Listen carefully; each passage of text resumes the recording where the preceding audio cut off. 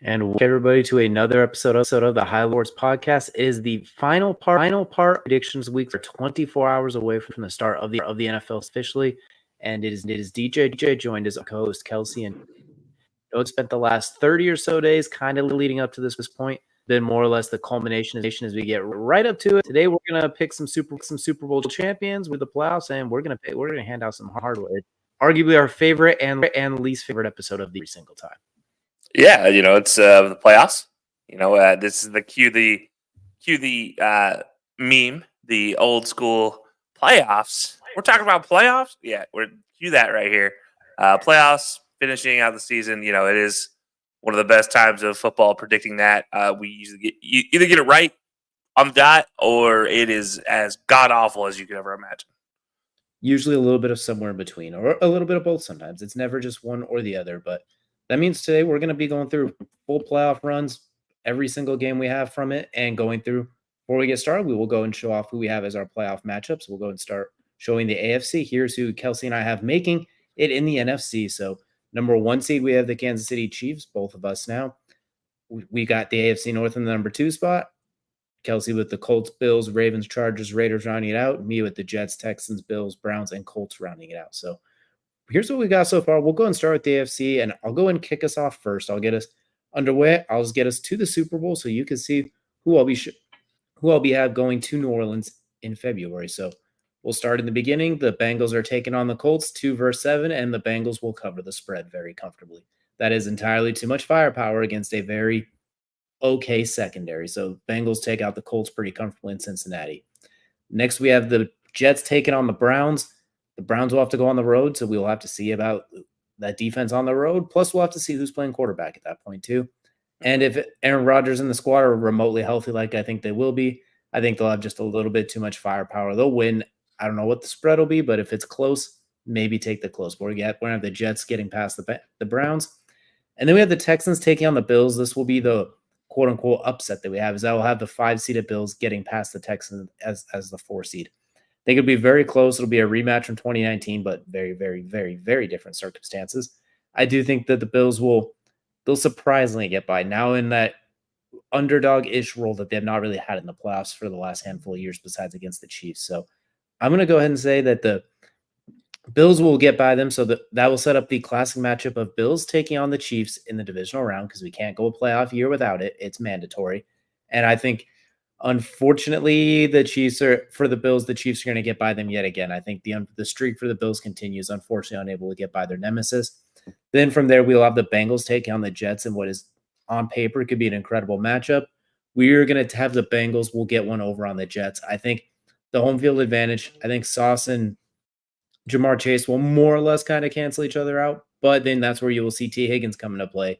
Jermaine Burton out the entire year under his belt, Mike Gesicki, Chase Brown, and Zach Moss. And I think the offensive line by this point is going to be incredibly solid. I think they'll have some of those rough patches early on, like the Bengals always do. But I do think Joe Burrow is going to continue that momentum. And at this point, their defense, which is very young, I think will take that step. So it's going to take us into the AFC Championship game. And where have we heard this one before? Chiefs going against Cincinnati in Arrowhead. We're doing it again. We're going to say that the Bengals actually get by them on this one. We're going to say that the offseason they get by. Before Chiefs Kingdom comes after me, just know that of all the years we have done this, the very first year we did it, neither one of us picked the Chiefs to go to the Super Bowl. They won the Super Bowl that year. The next year, you picked the Chiefs to win the Super Bowl over Tampa Bay. They got smacked by Tampa Bay. Good call on your part, getting both the participants right as well, too. The next year, I had them losing to the Rams in the Super Bowl. That's the last time they've lost a playoff game. Since that, we have not picked them to go to the Super Bowl, and they have won the Super Bowl. So you know what? I'm doing the Chiefs a solid on this one. So Chiefs Kingdom, we are welcome. But that's going to have the Bengals getting out of the AFC for me, running through the AFC gauntlet. And I think healthy Joe Burrow for the first time in his NFL career with an offseason.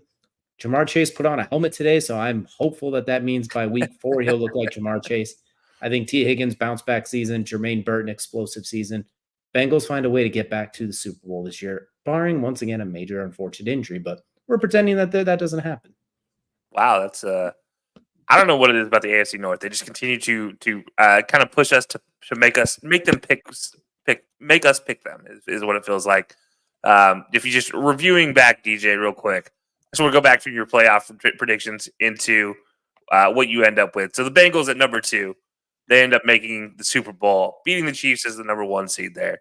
But going to the other matchups, the shocking one, obviously, Bills. You have it at the 5 seed, maybe, I guess, a shocking, quote unquote, despite being 11-6. I wanted to just point that out that yes, they might be an underdog technically as a 5 seed, but they're 11-6. So, unequal.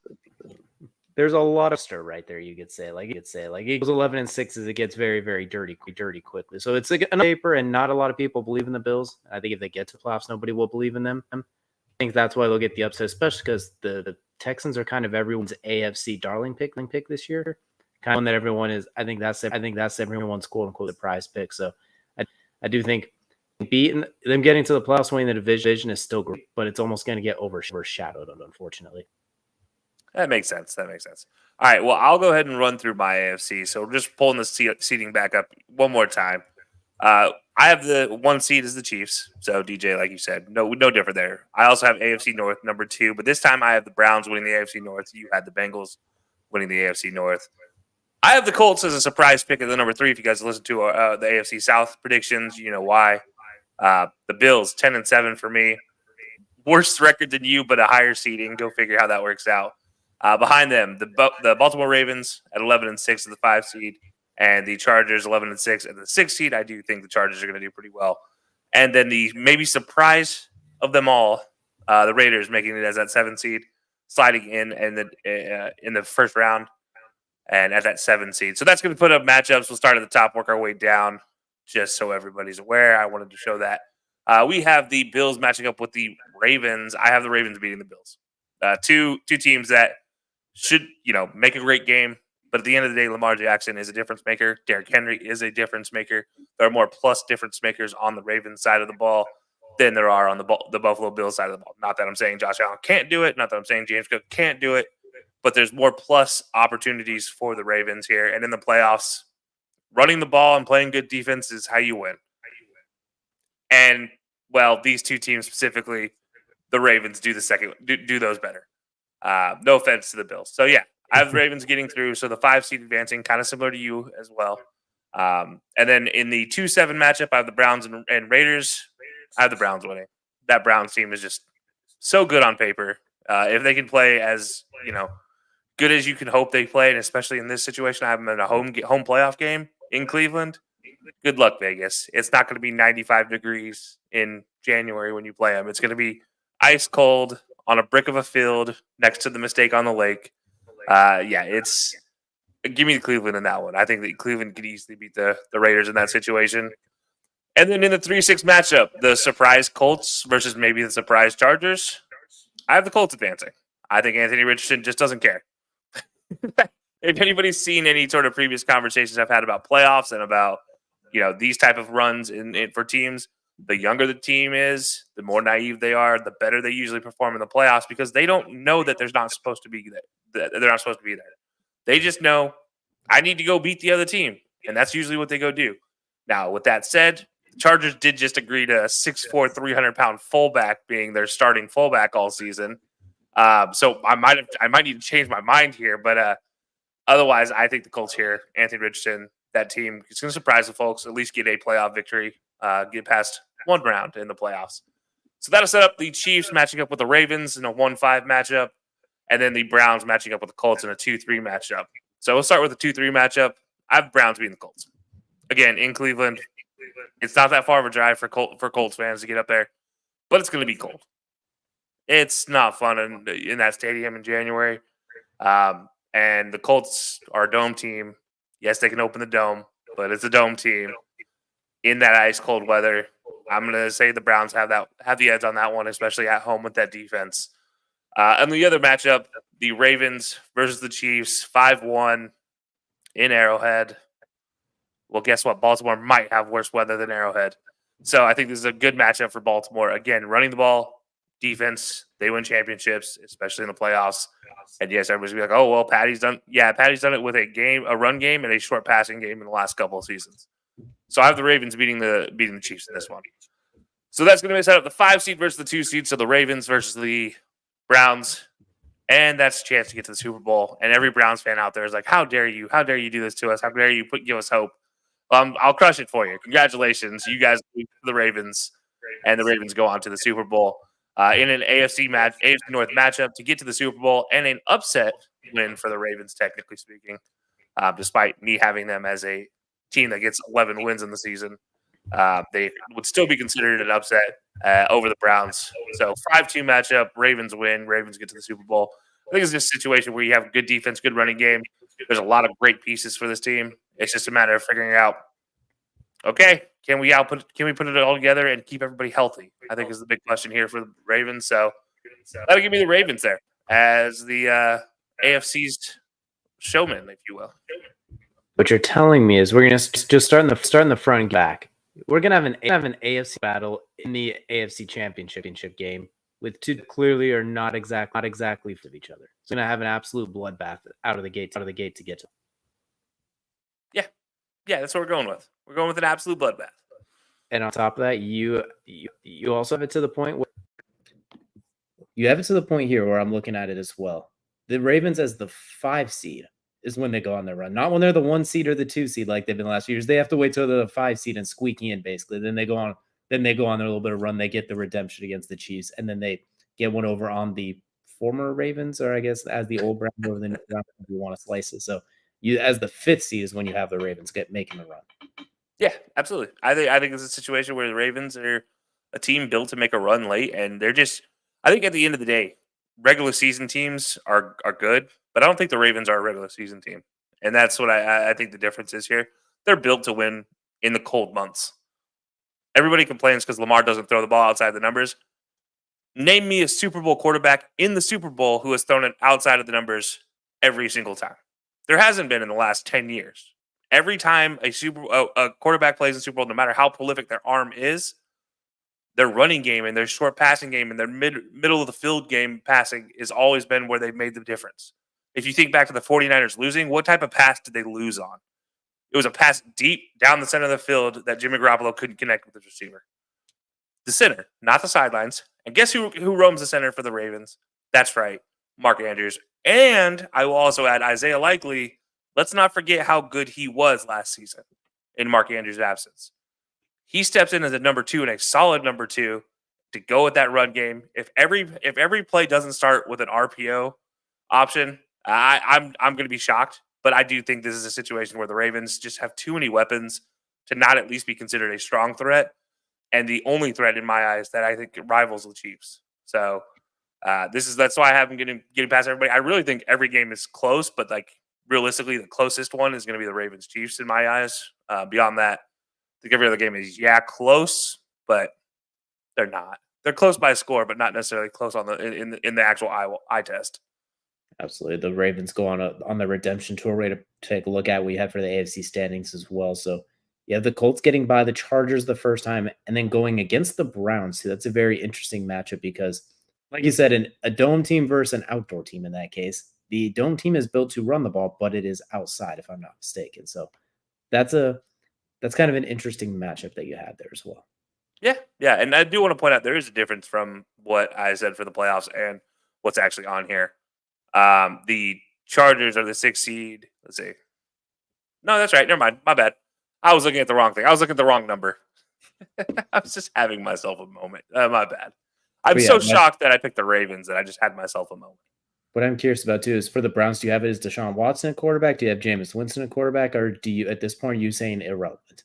I'm saying it's irrelevant. I'm saying whichever one can go out there and actually throw the ball to the correct receiver after running a play action pass is the successful one. I think, honestly, you could roll Joe Namath out there and he'll throw for 4,000 yards. This team is set up to succeed on the simplest offense. It's just a matter of Stefanski actually making sure his quarterback knows to use his weapons.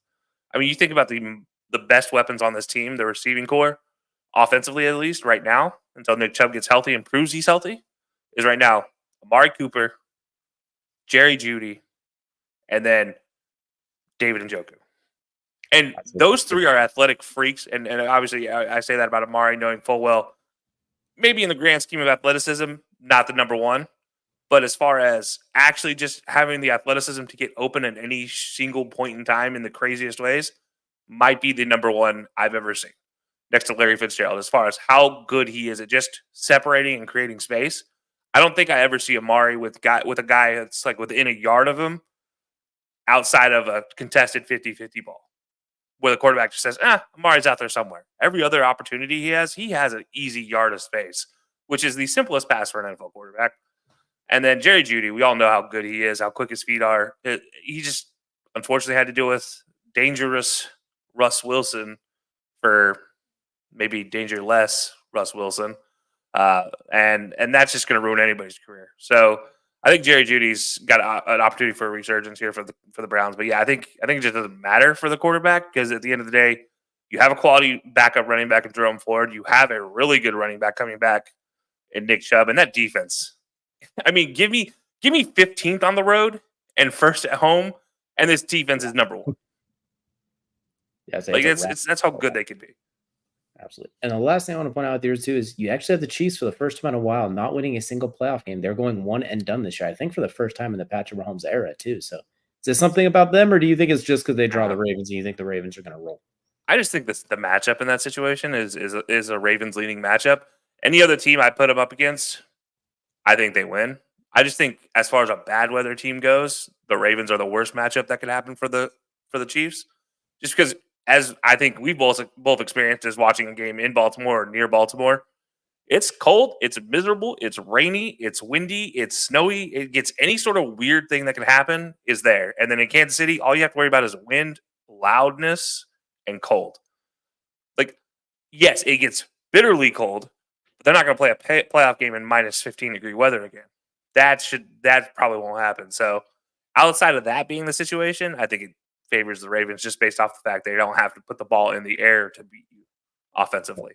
I will say if it is freakishly cold in Kansas City in that matchup, like it was when they played the Dolphins last year, it's going to hurt to tackle Derrick Henry 12, 14 times and then having to chase Lamar out the back door while you're bumped and bruised. That's going to hurt after a while. So and let's not forget how good that defense is. I have a hard time thinking anybody that offensive line for Kansas City with the current breakdown against offensive linemen getting early starts and stepping off the line, Jawan Taylor. I think that the opportunities are on the Ravens side in that situation, in that matchup, for defensive purposes. I think their defense can easily get after Patrick Mahomes. And we all know Patrick Mahomes, when he's running for his life, he can still make great plays, but they're not the best plays.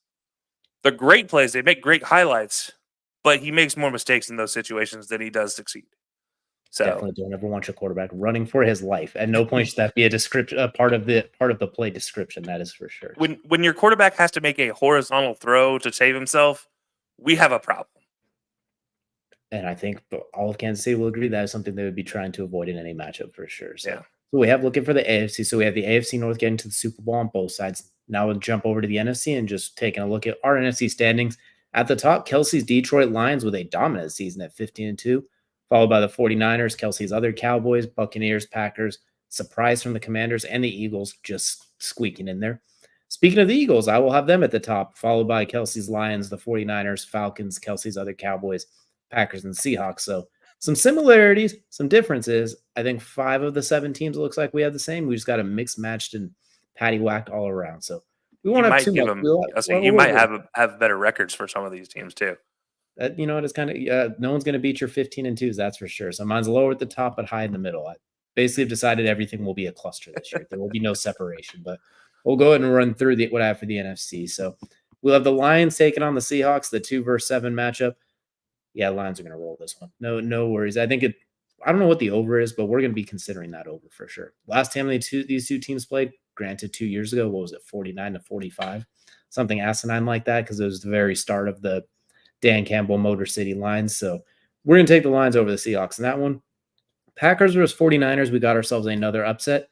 This year, the Packers will go into San Francisco, and Jordan Love will not throw a fourth-quarter interception running to the sideline across into the middle of the field to cost them the game. I think the Packers will find a way to get past the 49ers, who I think they're still obviously very good. I have them winning the division in 11 games. But they're not going to be this last year's 49ers, the year before. They're starting to come back down a little bit, and the Packers are on a very vertical trend. All of their receivers are children by NFL standards and really good. Josh Jacobs I think he's going to bring a whole nother element to that running game. Jordan Love's got another year. Matt LaFleur is awesome as a head coach. doesn't always get the credit because he had MVP level Aaron Rodgers for a few years, but Matt LaFleur is an awesome coach. Defensively, I think they finally stopped pushing referees at the end of a play and getting personal fouls. So it looks like they're young. I mean, I like Xavier McKinney added to the safety room. I like a lot of what they're doing. So Packers will get over on the 49ers. Some revenge for Aaron Rodgers without Aaron Rodgers, if you will. The Packers finally get over the Northern California team. Then we have the Falcons taking on your Cowboys, and the Cowboys are on the road. I do think that the Falcons are going to get one over on your Cowboys too. I like a lot of what they have. I also don't like a lot of what they don't have, though, at the same time. They probably have 3 of the 5 best players in this entire matchup, arguably 3 of the top 4, maybe even the top 3.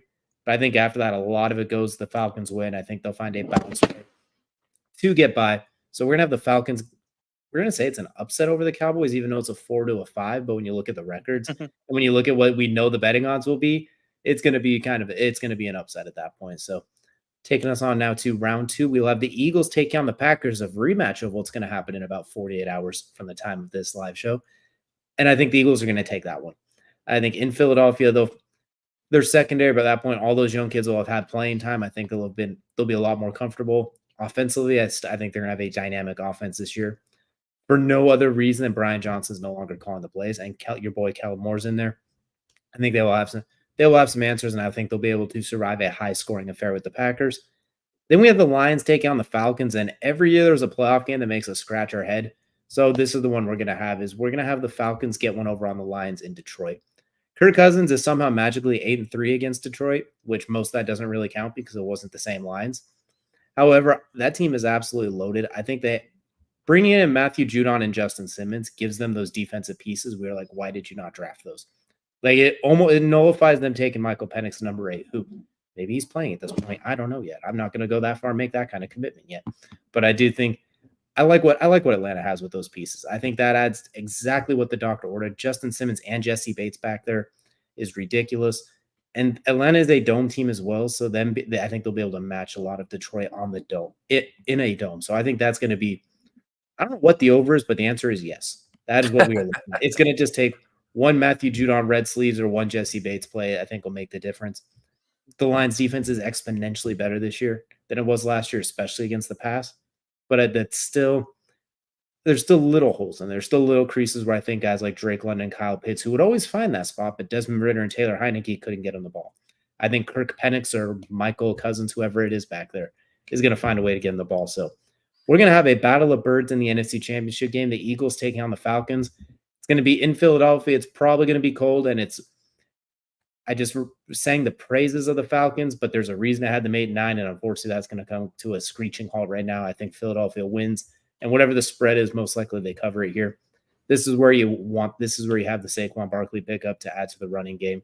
This is where you have A.J. Brown and A.J. Terrell fighting on the outside, which leaves things a lot more open for Jahan Dotson and Smitty, Dallas Goedert, and I think this is where those Georgia defensive linemen who know a thing or two about playing in and against Atlanta. So we're going to say the Eagles find themselves back in the Super Bowl with a win over the Falcons to take on the Cincinnati Bengals. So Eagles get out of the NFC. Wow. All right.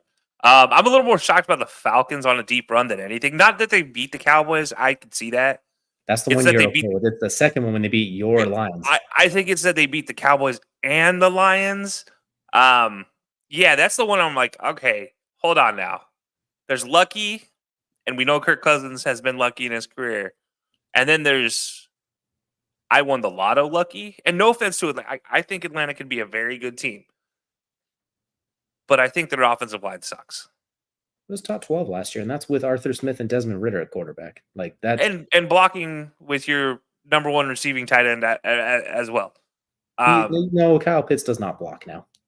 He tried. He's smaller than Mike Evans. He's not actually blocking. That's just Arthur Smith literally wasting him. That's why and Drake London blocking as well. But no, I get what you're saying. They were good offensive line last year, but there's a lot of reasons to not pick that. I get it. Though. I don't know if I pick them over the Lions. I pick them over the Cowboys every day of the week, 10 times on Sunday. Yeah, but on the Lions, I think with them being both dome teams, that kind of nullifies the dome idea. But I do think what's not nullified is the get off for the Lions pass rush versus the pass blocking for the Atlanta offensive line. And I think pass blocking, if I'm not mistaken, they were bottom 10 in the league pass blocking, and then top 10 in the league run blocking, if I'm not mistaken, which is how they get the 12th ranking out of all that. Because I believe they were 8th run blocking, and then pass blocking, it was like 21st, something like that. But yeah, I think they're good. I think it's a team that's good. I think if Kirk 2 Chainz is in, you have a much better opportunity to win.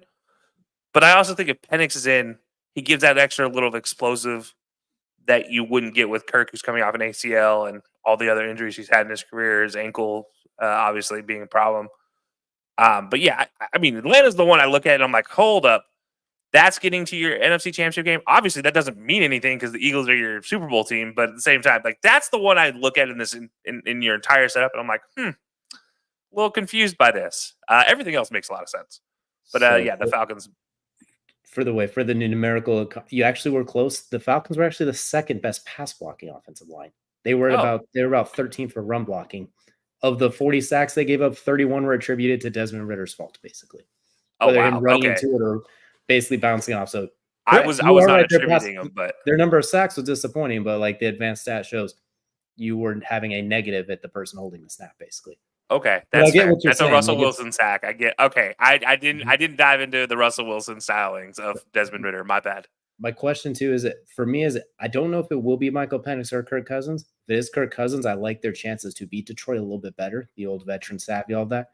If it comes to the point where Michael Penix is out there, I still like them because the same thing you said with the Colts, that he does not know he's not supposed to beat that team, and he has a vendetta against the state of Michigan right now. I guarantee it. So I think in Atlanta as well. Exactly. Well, this one will be in Detroit. Oh, I guess it would be Detroit, yeah. But same idea. So I think there's just always a year where like there's that trendy playoff team that either doesn't make the playoffs, like everyone's trendy pick, or they make it and they disappoint. Like last year was Jacksonville who didn't quite make it, for example. I think this year the Lions are going to get there. They're everybody's common Super Bowl pick. I think they'll just like, I don't want to say come out flat, but it'll just be one of those head scratcher ones where it's like, oh, wait a minute. And then, Motor City, Dan Campbell gets some rally, and I pick the Lions to win it all again next year. We know the drill here. Yeah.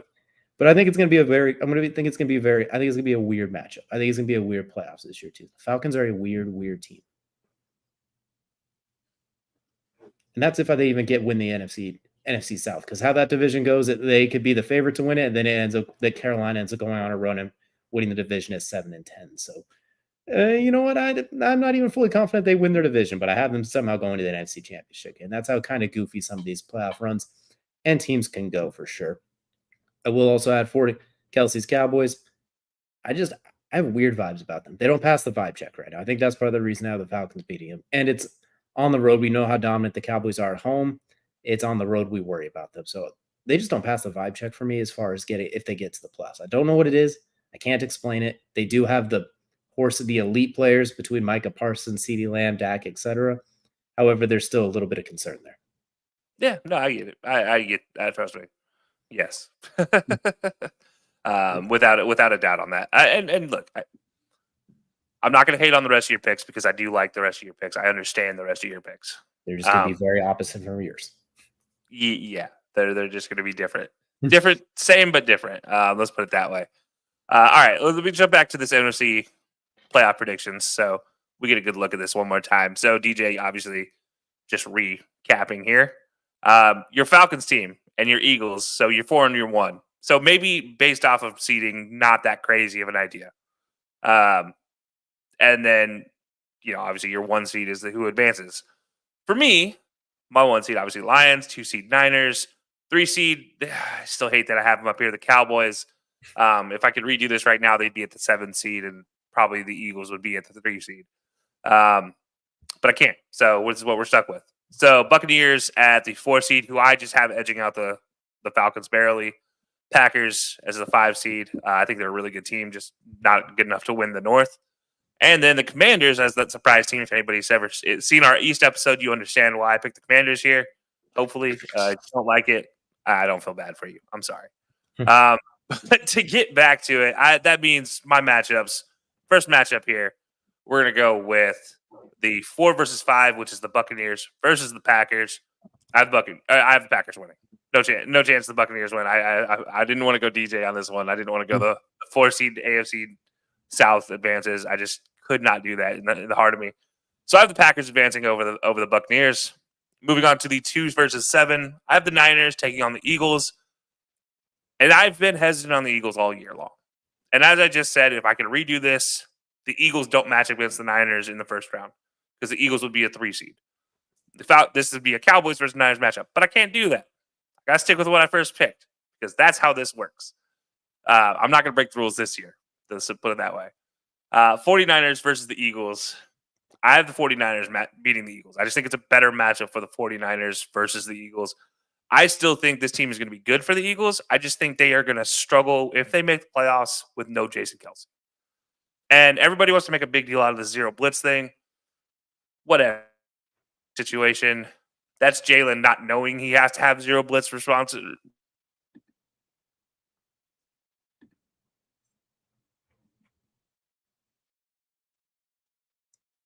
Oh, there we go. And it looks like the state of Philadelphia heard what you were saying. They immediately were having none of that and slice the internet to your house for a quick moment there. Yeah, I think Jared heard me and he's just like sabotaging now. But no, okay. So, anyways, Jalen Hurts, his situation just comes down to bad coaching more than anything, and I think just struggling the first year without Jason Kelcey. I think that's what this comes down to. So moving on. So obviously Niners moving out of that Eagles matchup. Moving on to the 3 versus 6, Cowboys versus Commanders. I'm not going to go with Commanders. I'm going to go Cowboys win just because I think that's just how that matchup works. I don't need to overthink that one too much. At home, Cowboys versus the Commanders. I'm going to take at home for the Cowboys. All right, now moving on into the second round. That puts up a Lions versus Packers matchup. I'm going to go Lions. AFC North, it goes through Detroit. I think Detroit has everybody's number right now. I love the Packers. I love what they're able to do, but I think Detroit got a lot better in the positions they need to get better in to continue to beat the Packers, which is corner and linebacker. I think they're better there, both things. And their offense is healthy. Jameson Williams is fully healthy in that receiving core.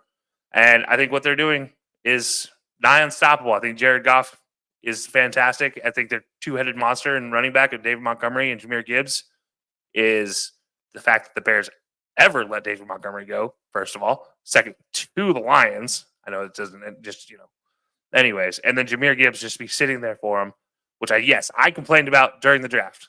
But at the same time, it's proven to be very, very good for them. Sam Laporta, Amon-Ra St. Brown. I could go down the list. I think the Lions are just really good. I think Jared Goff is a better quarterback than people give him credit for. I think similar to how he had the realization with Kirk Cousins, I think we're realizing he is actually a better quarterback than we were led to believe by Sean McVay. I think Sean McVay just wanted a certain type of quarterback, and that's not Jared Goff. What Jared Goff is perfect for Detroit. So I think this is a situation where Jordan Love has an opportunity to win, but Detroit's just better across the board, and that's why they win. So that's why I have them advancing over the Packers. And then in the other matchup, it's a classic Niners versus Cowboys matchup. And surprising absolutely nobody, the Cowboys lose. That's where that goes. So, yeah, that's where I have the Cowboys. And then, they just can't do it. They can't beat San Francisco, and they're definitely not going to beat San Francisco in San Francisco. So, yeah, that's ridiculous. Anyways, Cowboys fans need to get a grip if they think that's going to work. Anyway, so that sets up a Lions-Niners rematch.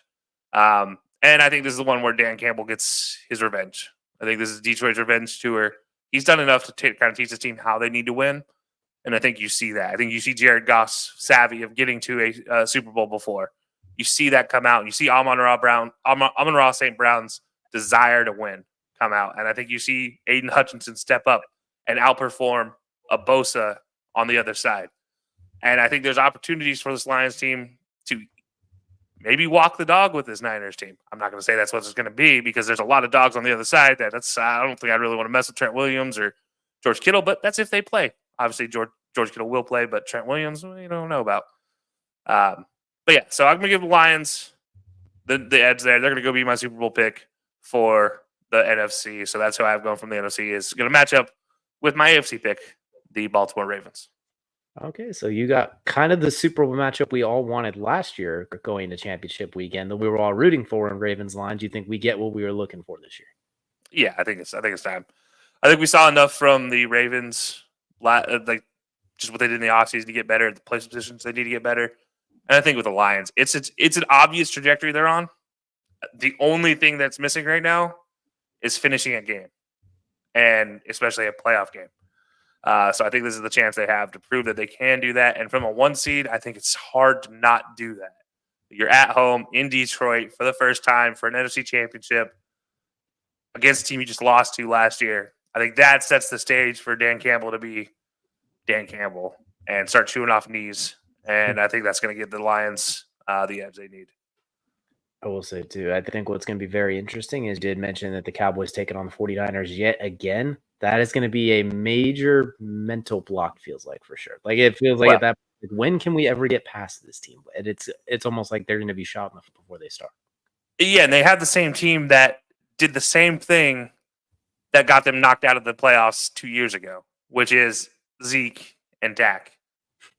And let's be honest, do you really want to see Zeke on the field in the fourth quarter with that giant bath towel hanging off his belt and playing center again? Because I don't want to see that.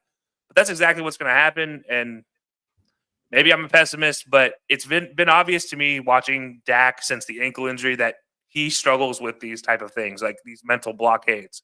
And if you don't know what I mean, is since the ankle injury, he does not run the ball like he used to. He doesn't actively choose to run out of the pocket. He is forced out of the pocket and regretfully chooses to run 3 yards and falls down or gets out of bounds. He's not the Dak that would run for 15, 20 yards, drop a shoulder, get the extra 2 yards, make an impact play that changes the momentum of a game. He's not that Dak anymore. So this is another situation. This is another mental blockade. Can he do enough to get over it? I don't think so, just based off his career and what he's shown in the past. I don't think Zeke's Zeke. I think he is Ezekiel Elliott and not Zeke. That's what I'll leave that at. And in a running back room with Dalvin Cook, Zeke, and Rico Dowdell, and Rico Dowdell is being said to be the guy. I have questions, to say the least. Well, so that's the most hilarious part about the whole thing to me is Zeke is still getting paid by the Cowboys from the first contract, not even the most recent one he signed. He's still getting paid from that last deal, so he's getting a little bit of a double dip from the kick at this point. So I'm very curious to see how they do for sure. I think defensively that'll be enough well for sure because no Dan Quinn, Mike Zimmer's obviously a really good defensive mind. Keep an eye on that as well. But now it is time. Now it's the part we've all been kind of waiting for. The episode we have our Super Bowl matchups. We're gonna go through who we think will win the Super Bowl. In the Super Bowl, we'll go through the MVP. We'll go for my matchup. I have the Cincinnati Bengals taking on the Philadelphia Eagles. I think it's going to be basically more or less. I think it's going to be in a shootout. I think pretty good defensives, but I do think it is going to come down to the quarterbacks and what they are able to do. And we'll rip the Band-Aid off here. We have the Bengals taking on the Eagles. I do think the Bengals are win, and Joe Burrow is going to walk away with MVP. I do think the receiver will find their way with that through the secondary. I think it's going to be a much better secondary for the Eagles. But I think I'm still going to go with Joe Burrow to find a way this time. It's kind of a battle of the lot victimized by the Chiefs, and basically they both have been victimized by the Chiefs the last time we've seen them in points. So I'm going to go with Joe Burrow, get full MVP. I think him and Jalen Hurts have themselves a shootout. This is kind of their last as well. You have T. Higgins, probably not going to be back to get paid. Jamar Chase, who's trying to get paid right now and finally just started putting on a helmet. I think still, but they have to find a way to pay Jamar Chase unless you're going to try and let him and T. Higgins walk out that. I like Jermaine Burton a lot. He's going to be very useful. Gesicki. So I think the Bengals, this kind of when they do their best is when they're written off or almost overlooked as well. That a lot of people would have them in the playoffs. I think they go on. I think they finally get over that hump a little bit. Kind of like when Peyton Manning finally got over that hump, getting past the Patriots in 2006 when they finally got them to the down year. So we're going to say they'll find a way to get through, and we're going to say the Bengals get themselves over the Eagles, who once again find themselves just a day late and $1 short in the big game. Unfortunately, I think it's a shootout. Hurts once again finds a way to light it up. We're going to go and take the Bengals to walk away as Super Bowl champs next year. All right. I don't hate it. I don't hate it for many reasons, but obviously, one being the fact that it's the Eagles losing. Two being a fact that I can hang this up with a little bit more pride if Joe Burrow is Super Bowl MVP and the Bengals win. I think that's I'm okay with that. If that's going to be the situation that it happens, I'm okay. I also want to point out too, anyone who is paying close attention or anyone with an acute eye, I've been this the entire time with the Bengals and the Eagles cups right over the shoulder. I've been setting it up, and just in case anyone for a nice little Easter egg. So we'll take the Bengals as Super Bowl following up after last year. I'm doubling down.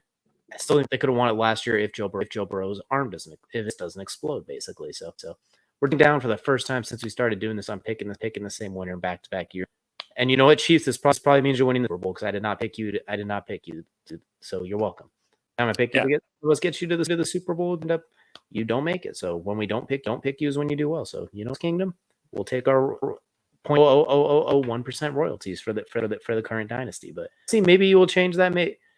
Actually, you don't have the Chiefs in there either. So I'm curious, who do you have winning the Super Bowl that will just be in the Chiefs in a few months anyway?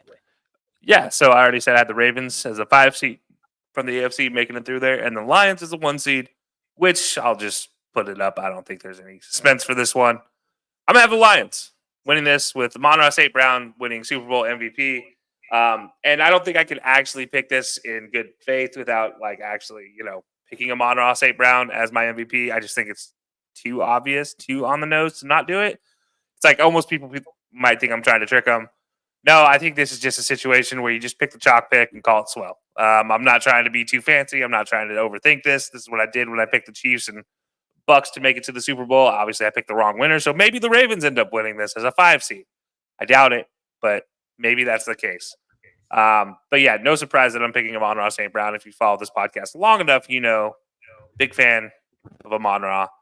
So much of a fan. Again, like I have the Joe Burrow jersey.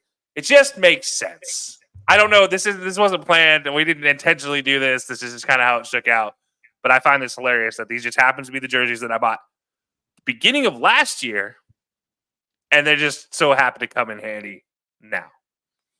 If I would have done this by my jerseys, I would have the Bears taking on the Colts or the Eagles taking on the I'd have some very weird matches. I did that by jersey for sure. But those are the matchups we have too. So before we get out of here, before we move on to the awards, let's not forget to mention we do have the fan vote, the anonymous fan vote. We didn't go through their playoff run, but we did pick their Super Bowl champion. Kelcey, I think this might be your favorite one we've had from a fan vote. Much better than last year when it gave you a heart attack.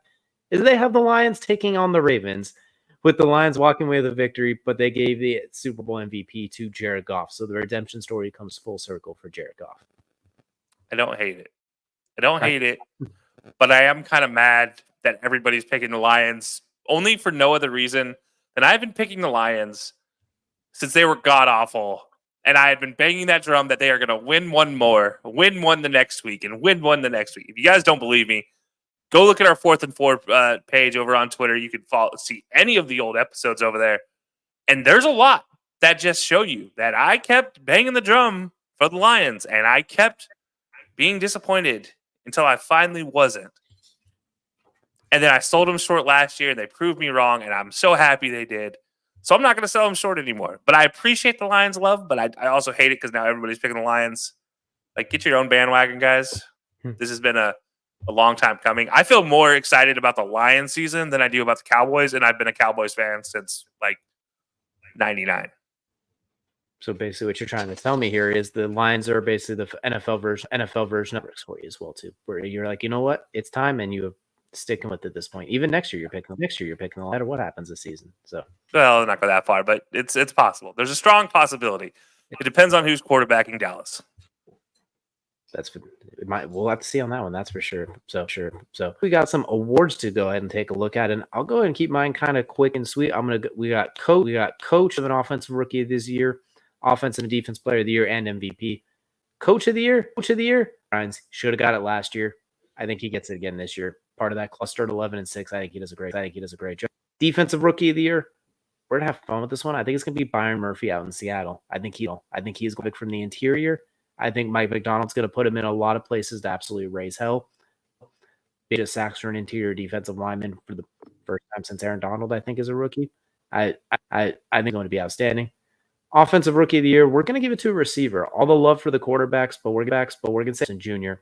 explodes onto the scene, and I think all of the quarterbacks will be good, but none of them will be like what CJ was last year or Justin Herbert a few years ago. I think they'll all just be pretty good. So I'm gonna give it to Junior. Defensive player of the year, we're showing some love for the big guys as long as they're not running a 40-yard dash. Chris Jones. I think there's some potential money on the line for him if he has another great year. Last year they started with a holdout. He ended up making all the big plays when they counted. DJ Watt, he's seen Myles Garrett, he's seen all these other guys get defensive player of the year, Aaron Donald. He wants to get some of that too. He has all the postseason hardware. I think he's going to try and pull in defensive player of the year. I think he's the going for it last year as well. And I think he's going to go for it this year. So Chris Jones finds a way to like 15 sacks and wreaks havoc on that Chiefs defense, which I think we both agree is going to be pretty solid yet again. And then offensive player of the year, I'm going with Breece Hall. I mentioned our fantasy football rankings. I think he's going to be outstanding. I think he's going to score a lot of touchdowns through the air and on the ground. I think he's going to over 1,000 rushing and over 600 receiving, 17 touchdowns, somewhere in that range. Lots of probably similar to what he did last year, but even higher volume and not having to share carries with Dalvin in the season when they had no idea what they were doing. So I think Breece Hall is going to be similar to Aaron Jones when he is in those prime years too. So I think he's going to be a safety valve for a 40-year-old Aaron Rodgers and is double covered. And then MVP, I think Jalen Hurts is going to get this one back. I think he had it a couple of years ago before the injury slowed him down at the back end of the year and Patty took over. I think he's really bullish on the Kellen Moore at offensive coordinator spot. I think it's going to help Jalen Hurts passing game, especially find different options, different reads, just different things to get Devontae Smith and AJ Brown sides. Hey, AJ, go dunk on a guy. Or Devontae quickly get open in like 0.05 seconds with your running. Jahan Dotson, I think, is a underratedly good ad. He's by no means a great receiver, but he was a number 2. I mean, 7 touchdowns in 12 games as a rookie. He can play. I just think Washington was a mess. Now he's your 3.5 receiver. Yeah, that'll do. Saquon Barkley, I think, is going to be instrumental in the passing game. It gives Jalen Hurts the option of, oh crap, the picture changed. I don't know where to go with the ball. Saquon for 2 yards on dances for 12. I think it makes life so easy when you can do that. I mean, just ask James White in the Super Bowl. 28-3 should have been James White's MVP. I digress. Dallas Goedert still Dallas Goedert offensive line. While missing a big piece in Jason Kelcey, I think it'll still be effective enough for the offense they'll run. Jalen Hurts will put up numbers, and if nothing else, we'll see Patrick Mahomes fatigue a little bit too. So even if it's up to like, no, we gave it to him last time, we're giving it to Jalen Hurts and the number 1 seed in the NFC. MVP will go to a top 2 or 3 seed at this point anyway. So we'll go and just quickly recap some of the awards that I had to. Coach of the Year, D'Amico Ryans. Defensive Rookie of the Year, Byron Murphy. Offensive Rookie of the Year, Marvin Harrison. Defensive Player of the Year, Chris Jones. Offensive Player of the Year, Breece Hall. And MVP, Jalen Hurts. I like it. I don't hate it. I like it. It's not what I would have gone with, but that's obvious. I don't think at this point in time it's a surprise that I'm not going with your picks. Given how you shake out the season, I think your picks make a lot of sense for how you have the season shaking out. Jalen Hurts obviously being a 1 seed. We all know that the MVP no longer goes to the most valuable player in the league. It just goes to the most valuable player on the best team. And obviously Lamar's MVP last year, I think we can all say probably not the MVP for the league. It's not that he didn't deserve it. It's just like you look at what CMC and Tyreek did, and then even Dak Lean. It's like interesting MVP when you look at like statistical performance. Even Josh Allen had a better statistical season. Led the NFL touchdowns by almost double digits. But everyone got obsessed with turnovers after starting Monday Night Football off weekend with 5 of them. So I guess they never forget. Yeah. So I get where you're coming from. I don't hate it by any means. But yeah, I just moving on. I'll just go ahead and do mine as well. I don't think there's any surprise with your picks. For me, I think I have a few surprises. So we'll go ahead and get to it. And I'm just going to pop up the scenes because this just makes more sense. Coach Dan Campbell, obviously. I have the Lions going 15-2. This just makes sense. Defensive Rookie of the Year, Latu. I'm not going to try to say the first name because I'm going to screw it up. If you guys don't know, he was drafted first defensive player off the board by the Indianapolis Colts. Number 1 defensive player of the year, or number 1 defensive rookie this year, should be a top tier pick. And it's time that the Colts finally have a pass rusher again and a run stopper because he does both. And he does both really well, and it's kind of scary. I do think this is a chance that they have to the Colts, for example. That's why I have them in the playoffs. Yes, I have them as a 3 seed. That's just because they win the South, but still, I mean, you win the South because you have a good defense, and I think Latu's part of that. Offensive Rookie of the Year. If anybody saw that, I had the Commanders as a 6 seed. Well, that means the quarterback has to play well. That means Jaden Daniels is going to be, unlike your conversation about quarterbacks where they're just average. I, on the other hand, have one quarterback standing out above the rest in the rookie class, which is Jaden Daniels. No offense to Caleb, no offense to anybody else out there, rookie-wise offensively.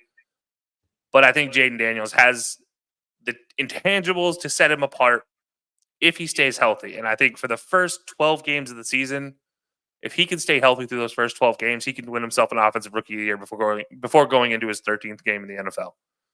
And it might sound crazy, but that's about the same time that film starts happening. You start playing a second time around on your own division. That's usually around week 12, 13. So if he can make it there where he is just exceptional, that's why I have Jaden Daniels going offensive rookie of the year. I just think that works. You mentioned Myles Garrett, defensive player of the year. I think he does it again. I think there's no surprise why the Browns are so good defensively.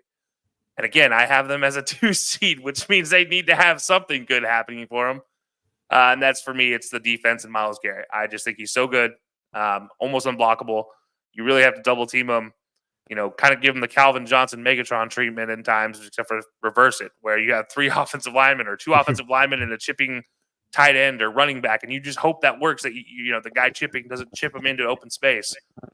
He does this weird jump move that's still impossible to guard. I don't see how any tackle is able to stop it because, well, there hasn't been a tackle that really stops it lately.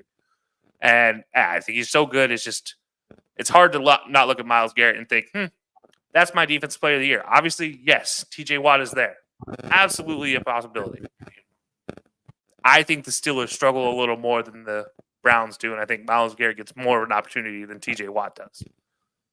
So, yeah, that's where I have Myles Garrett, defensive player of the year. Offensive player of the year, I'm going Josh Jacobs. I think that Packers team is going to excel, and it's going to open up running lanes that Josh Jacobs has not seen since he was at Alabama. When he burst onto the scene, ran a dude over in the national championship game, and got his name on everybody's book. Well, Josh Jacobs is still that guy. He's still that dominant. I got to watch him every single snap he played at Alabama because, well, unfortunately, that's what I had to watch. And he's good. He was a stud in Vegas. He was the reason he got paid go to Green Bay. And I think this is a situation where Josh Jacobs should win Offensive Player of the Year with how good the Packers should do. And in that same vein, MVP, the greatest quarterback MVP is going to go to Jared Goff. And if you guys don't know what the joke is, obviously MVP is a quarterback award because last year would have been the absolute opportunity to give a non-quarterback an MVP, and they didn't do it again. So at this point in time, the last non-quarterback to win was a tie with Eddie George, if I'm not mistaken, if we go back far enough. And yeah, so with that in mind, Jared Goff, best team in the NFC, is going to get the award. No offense to Patrick Mahomes, who also finishes 15-2. I just think Jared Goff has a slight edge in the statistics over Patty because Patty has learned how to win without throwing the top off of the defense. Jared Goff will just win because he's got guys open, and one of those guys he has open is Jameson Williams, who will run past anybody to get open. And so Jared Goff's going to have some huge seasons. Plus, he has Jahmyr Gibbs out of the backfield, which is a weapon that Patty doesn't have. He has a Travis Kelcey, but Jared Goff has a Sam Laporta. So they match up pretty well, and then at least Jared Goff has receivers that he knows can catch the ball.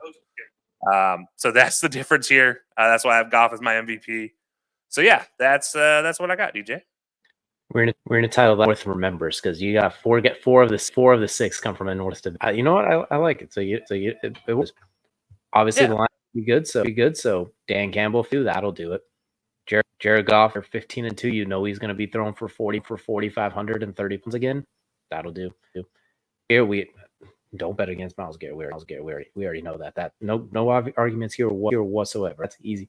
Josh Jacobs will be the one if he can get offense consideration, kind of like he's gonna have a great season. If he has that kind of a season, actually they might be like a 13-4 wild team at that point. If they can get that, it'll be like, damn it, get the Lions out of here, and we're the seed. The problem is we run or we'd be 2 seed. The problem is we're in the division with the juggernaut at this point.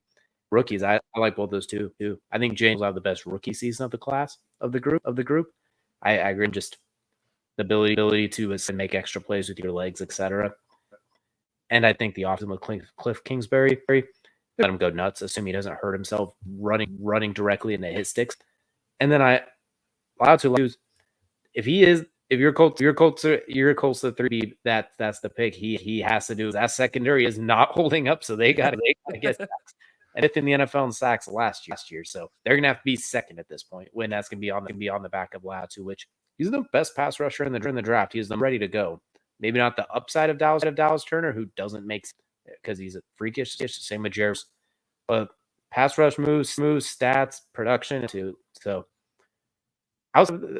once he's not dealing with Laremy Tunsil in week 1, I think we'll really get to see what he's able to do too. So I kind of like your student. The North is represented very strongly, and I like that as well. Let's be honest. If Latu even wins 50% of the snaps against Laremy Tunsil, I feel a lot better about my defensive rookie of the year. If he hits CJ once, I will. And hurries him one other, I'd feel pretty good about it too. Yeah, that's fair. And first team in the NFL, my God, that's a task. And the good thing with for the Colts especially, they have guys coming back healthy for the first time. Mozzie Smith being one of them. Is it Mozzie Smith? No, that's the Cowboys defense. I think. Yeah, that's right. I don't know who. I can't think for the life of me. I can't think of the Michigan pass rush. Quiddy Pick. Thank you. They were back-to-back years. They run together. But yeah, I think Colts. They have pass rushers coming back who at times can get to quarterback. So I think it helps out Latu where he can slide inside and out and kind of get the best matchup. He's not going to be inside every down, but I do think he has the opportunity on especially pass rush downs to slide inside and get on a slower quote unquote guard center combination and use his speed to get to the quarterback. So that we'll see how that goes. Obviously, we're not talking like exceptional speed, but we are talking he is pretty quick for a big guy. So yeah, I think there's opportunities there for him for sure. Absolutely. And kind of in the same vein as you mentioned my awards, yours definitely line up with how the season played out too. Obviously, you had the Norths being very dominant divisions, and it shows in the awards. I mean, we saw 2 North teams in the Super Bowl. It makes sense. Myles Garrett he doesn't make sense. And if they're going to be the number 2 seed, it's going to be on his broad shoulder. So he's probably going to have to do what he did last year again. And they are massive. Like a building, and not a small building either. No. Josh Jacobs, this is already a Josh Jacobs fan account that has been well established as well. So I like your picks too. And if you want to give us just a quick recap of your picks before we go and take a look at the fan votes picks and we get ready to wrap up this episode, because I think the fan vote might give you an aneurysm.